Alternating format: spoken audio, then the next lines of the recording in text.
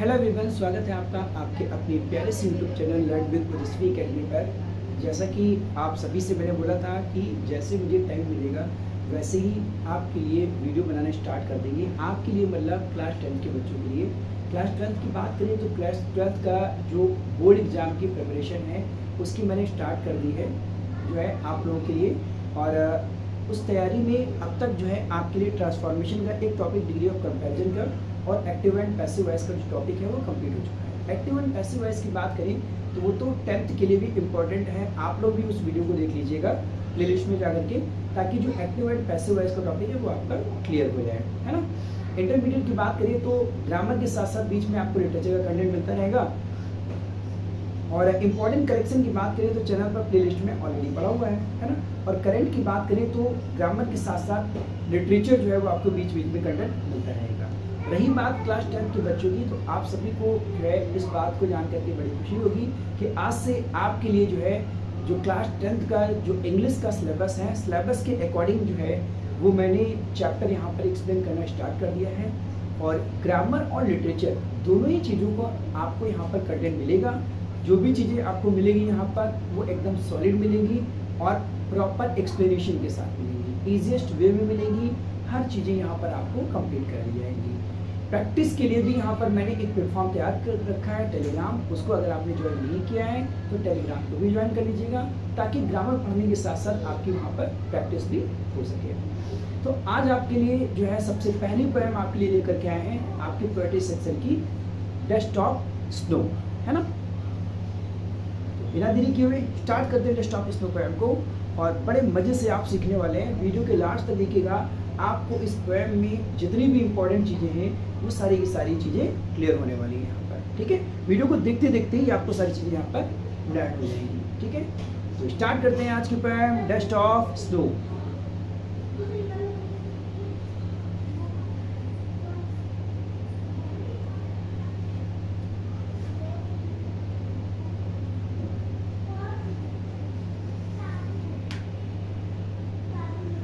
जी हाँ, desktop snow की बात करें तो सबसे पहले बात कर लेते हैं डेस्कटॉप स्नो। देखिए डेस्कटॉप स्नो क्या होता है। स्नो की डस्ट का मतलब होता है बर्फ। बर्फ की डस्ट क्या होती है, जो महीन महीन आप देखते हैं, जो एकदम महीन महीन जो बर्फ होती है उसी को बोला जाता है, उसकी डस्ट बोला जाता है, ठीक है। जो फुहारे जो पड़ती हैं, आपने देखा होगा कि महीन महीन के रूप में ऊपर बर्फ जम जाती है। या आपने देखा होगा अपने फ्रिज में, आपके घर में जो फ्रिज होगा आप उसमें देखिए जो फ्रीजर होता है ना, तो उसमें देखिए जो फ्रीजर के अंदर जो महीन महीन जम जाती है वो क्या होती है, डस्ट होती है, ठीक है। तो वही क्या है, डस्ट ऑफ स्नो है।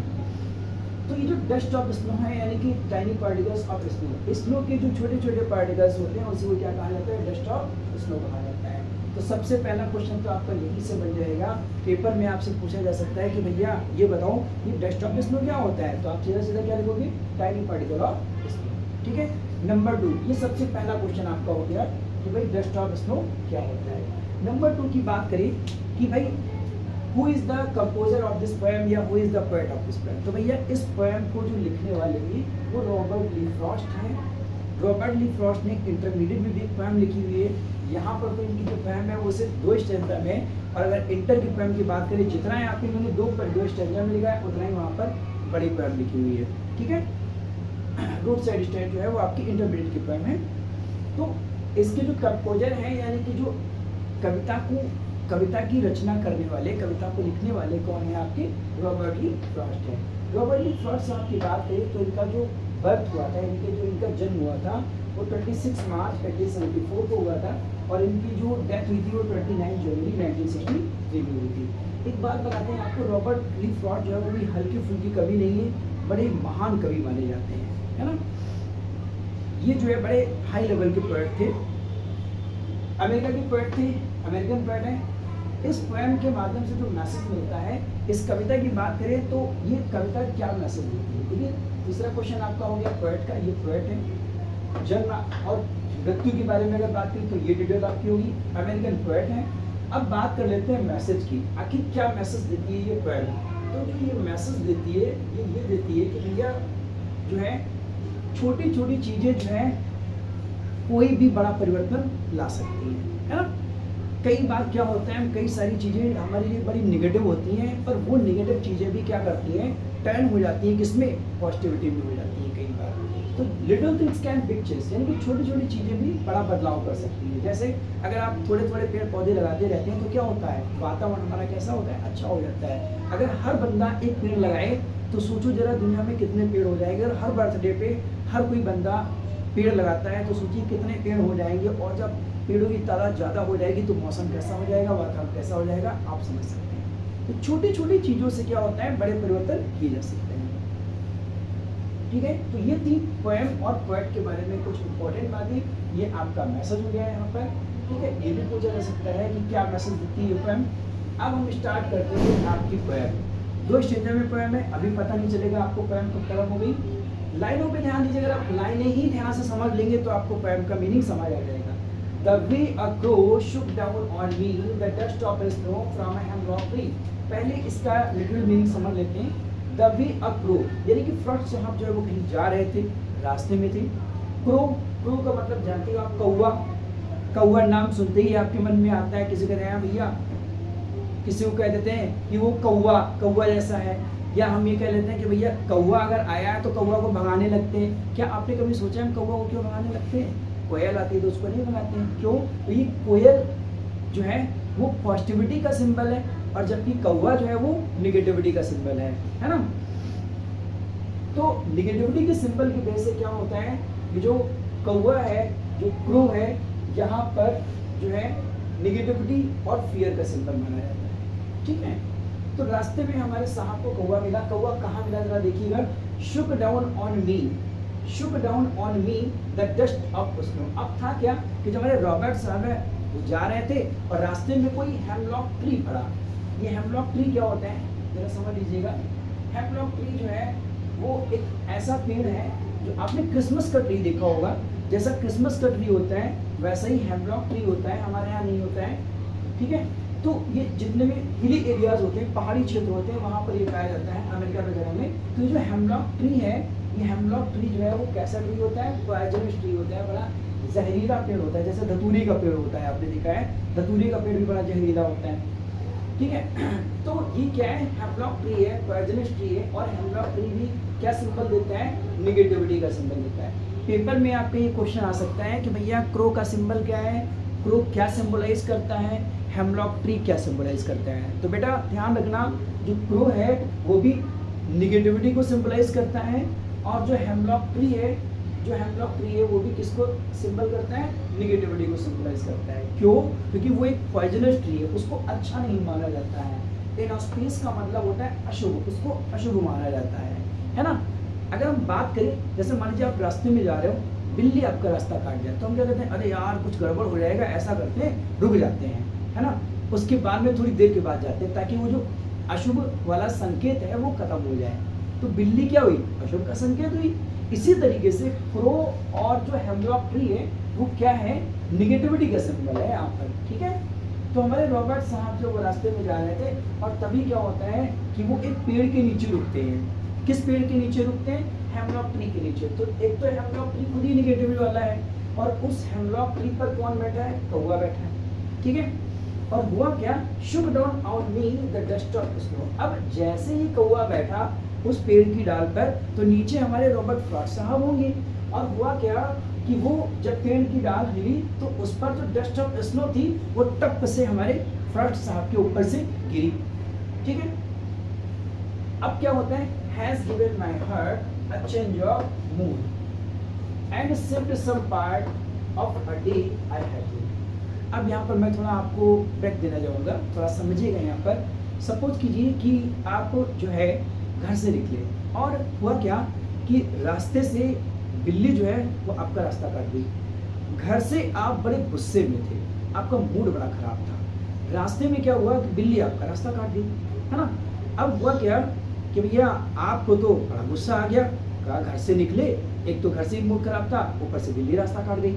अब आप बड़े गुस्से में थे और आपको और गुस्सा आ गया कि आगे जाए कि ना जाए। पर आपके मन में ये आया कि एक काम करते हैं, चलो आगे बढ़ते हैं। और वो जैसे बिल्ली रास्ता काटी, आप आगे बढ़े तो आपको क्या हुआ, 500 रुपये की गड्डी मिल गई पैसे की। तो अब आप बड़े खुश हो गए, कहा यार ये तो अच्छा हुआ, अगर ये बिल्ली रास्ता ना काटती अगर हम ये सोचते रहते कि बिल्ली रास्ता काट ले नहीं जाएंगे तो कोई और उठा लेता पैसे। पर क्या हुआ आपके साथ, क्या हुआ, अच्छा हो गया। तो अब वो जो बिल्ली थी वो क्या हुई, निगेटिविटी का सिंबल थी, बट वो आपके लिए क्या बन गई, पॉजिटिव सिंबल बन गई। दुनिया चाहे कुछ भी कहे कि भाई बिल्ली निगेटिव है, पर आप उसको हमेशा क्या कहोगे, नहीं नहीं भैया हमारे लिए तो बिल्ली बहुत अच्छी हुई, हमको तो 500 की गड्डी मिल गई।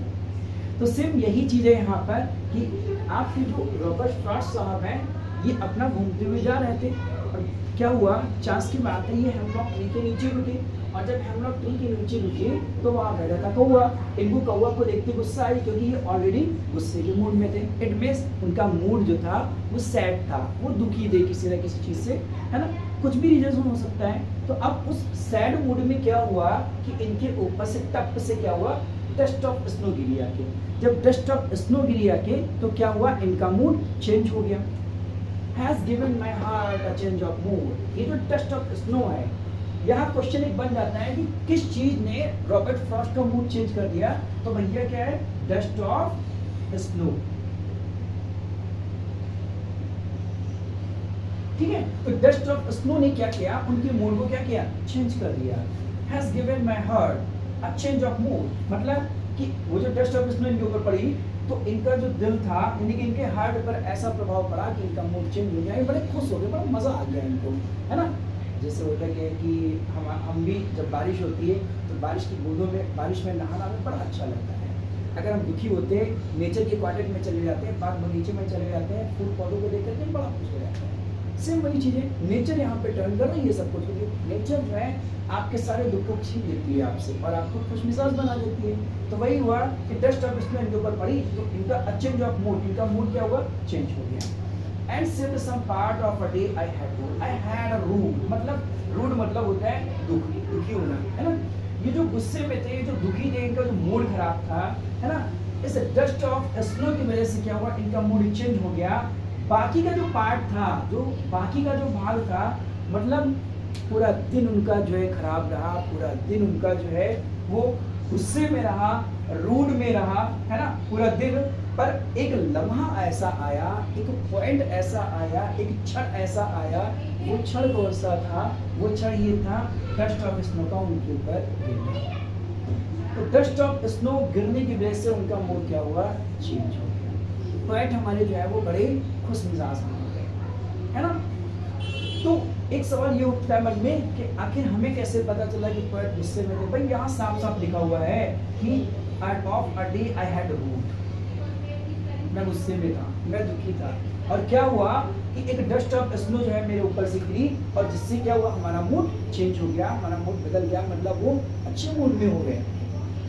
तो देखिए यहाँ पर क्या था, क्रो और हेमलॉक ट्री, जो कि दोनों ही निगेटिव है। अगर ये हेमलॉक ट्री ना होता, कौवा इस पेड़ पर ना बैठा होता, और अगर कौवा इस पेड़ पर ना बैठा होता तो डस्ट ऑफ स्नो इनके ऊपर गिरी ना होती, और अगर डस्ट ऑफ स्नो इनके ऊपर गिरी ना होती तो उनका मूड चेंज नहीं होता, ये अभी भी गुस्से में ही साथ बैठे होते। तो इसका मतलब ये हुआ यहाँ पर कि नेचर क्या करती है, एक बिग रोल प्ले करती है, एक बिग रोल प्ले करती है, एक बड़ा रोल प्ले करती है किस चीज में, हमारे मूड को चेंज करने में,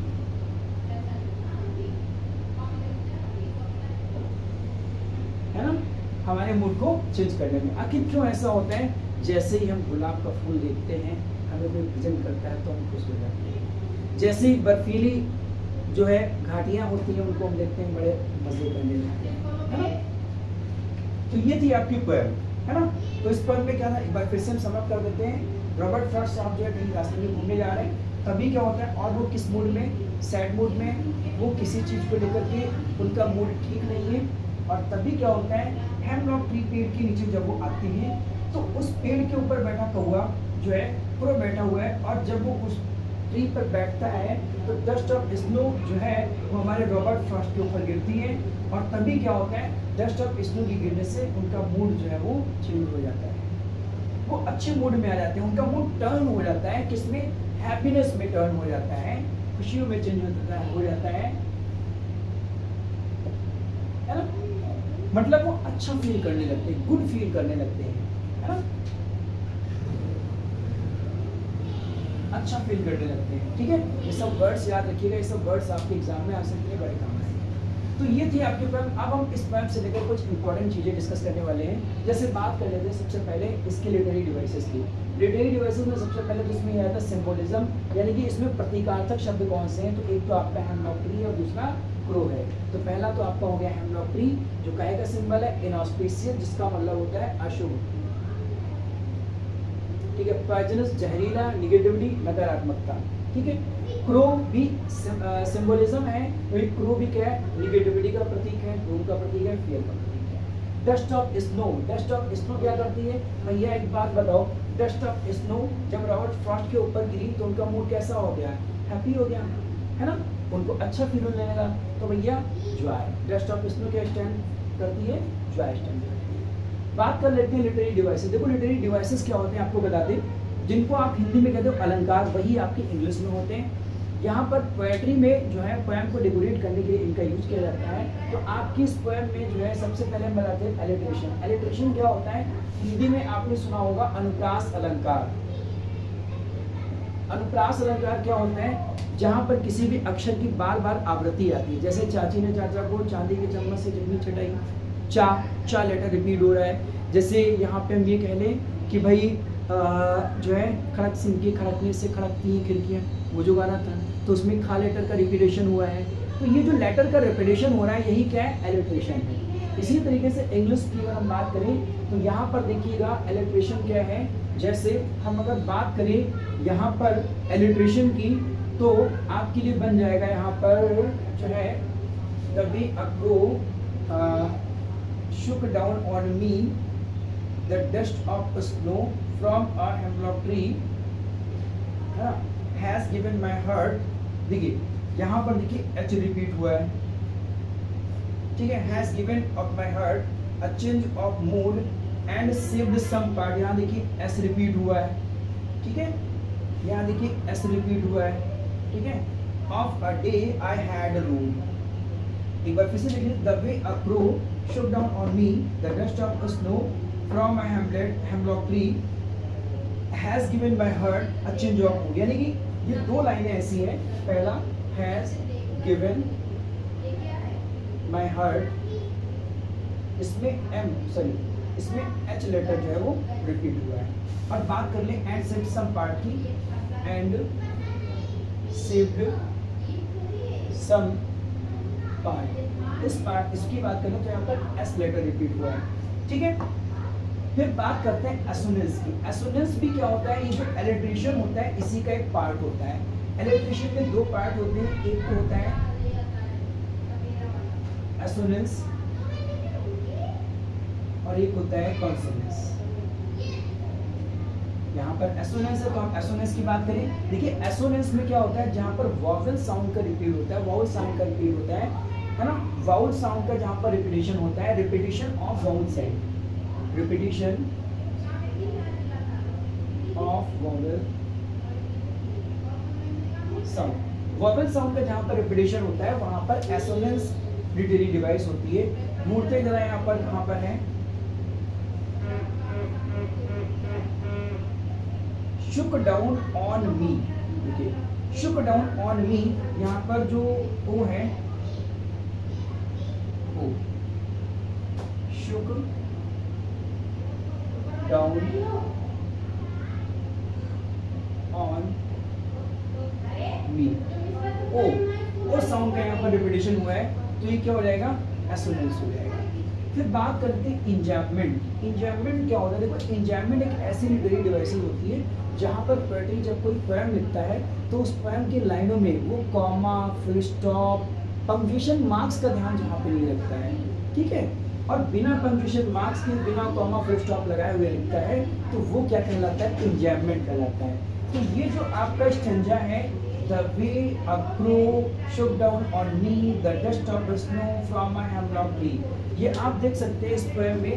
देखिए ये देख सकते हैं इस पोएम में कि the way a crow shook down on me the dust of the snow from my hemlock tree। तो देखिए इसमें कहीं पर भी, चारों लाइन में कहीं पे भी क्या किया गया है, कहीं पर भी फुल स्टॉप यूज नहीं किया गया है, ठीक है। तो यहाँ पर यानी कि इसमें क्या है, इंजैम्पमेंट में ये जो फर्स्ट स्टैंजा की जो लाइनें हैं, जो फर्स्ट स्टैंजा की लाइन्स हैं उसमें क्या है आपका इंजैम्पमेंट, ठीक है। फिर उसके बाद में हम बात कर लेते हैं रैमिंग स्कीम की। रैमिंग स्कीम एक और चीज है, रैमिंग स्कीम।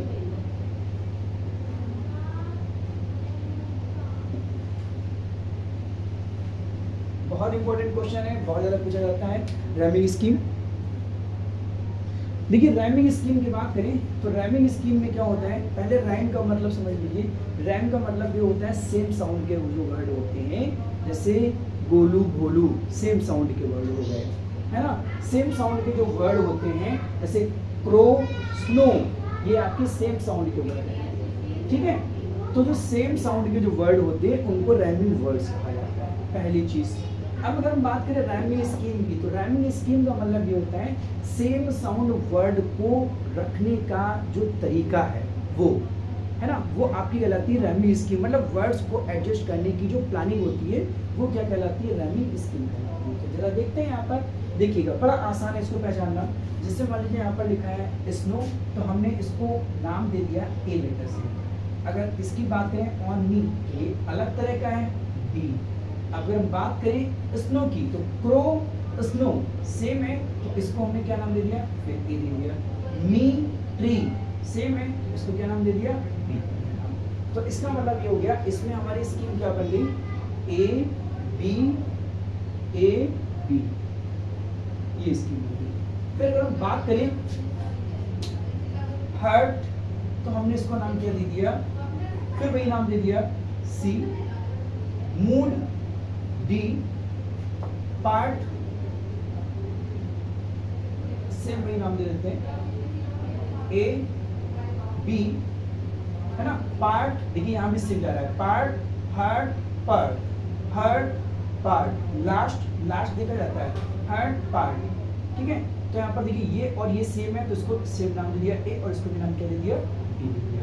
तो यहाँ जो रैमिंग स्कीम बन रही है वो क्या बन रही है, A B A B, A B A B. इसका मतलब ये हो गया कि पहला और तीसरा वर्ड जो है वो सेम साउंड का है, दूसरा और चौथा वर्ड सेम साउंड का है। पहला और चौथा वर्ड सेम साउंड का है, दूसरा और चौथा वर्ड सेम साउंड का है। तो ये जो प्लानिंग है ना एडजस्ट करने की, सेम साउंड के वर्ड को रखने की, इसी को कहा जाता है रैमिंग स्कीम। तो अगर आपसे पोएम में क्वेश्चन में ये आए कि भाई इस पोएम में क्या स्कीम यूज की गई है, तो भैया रैमिंग स्कीम आपकी ए बी यूज की गई है। तो I hope this is clear to all of you everything. उम्मीद करते हैं आपको सारी चीज़ें यहाँ पर क्लियर हो गई होंगी इस पोएम से रिलेटेड, है ना। जितनी भी इंपॉर्टेंट चीज़ें थी वो मैंने सारी चीज़ें यहाँ पर डिस्कस कर दी।